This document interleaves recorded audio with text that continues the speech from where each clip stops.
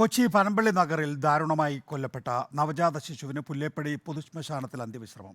പോലീസും കോർപ്പറേഷനും ചേർന്നാണ് കുഞ്ഞിന്റെ മൃതദേഹം സംസ്കരിച്ചത്. 11 മണിയോടെ പുല്ലേപ്പടിയിലെ പൊതുശ്മശാനത്തിലേക്ക് കുഞ്ഞിന്റെ മൃതദേഹം എത്തിച്ചു. ഉന്നത പോലീസ് ഉദ്യോഗസ്ഥരും കൊച്ചി മേയർ എം അനിൽകുമാറും സംസ്കാര ചടങ്ങുകൾക്ക് നേതൃത്വം നൽകി. പൊതുദർശനത്തിന് വെച്ച മൃതദേഹത്തിൽ പ്രദേശവാസികൾ അന്ത്യാഞ്ജലി അർപ്പിച്ചു. കുരുന്നു മൃതദേഹത്തിന് സല്യൂട്ടിനൊപ്പം പൂക്കളും കളിപ്പാട്ടങ്ങളും പോലീസ് സമർപ്പിച്ചു. കുഴിമാടത്തിലേക്ക് കുഞ്ഞിന്റെ മൃതദേഹം വഹിച്ചത് മേയർ ഉൾപ്പെടെയുള്ളവർ.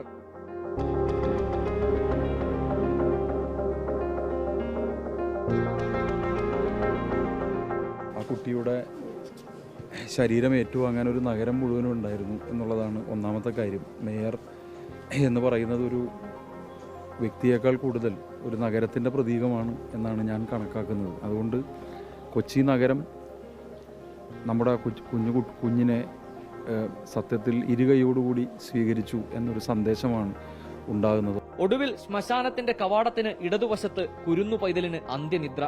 മണിക്കൂറുകൾ മാത്രം നീണ്ട ജീവിതത്തിന്റെ ഓർമ്മയ്ക്കായി ഒരു കുഞ്ഞു ചെടിയും. റിപ്പോർട്ടർ, കൊച്ചി.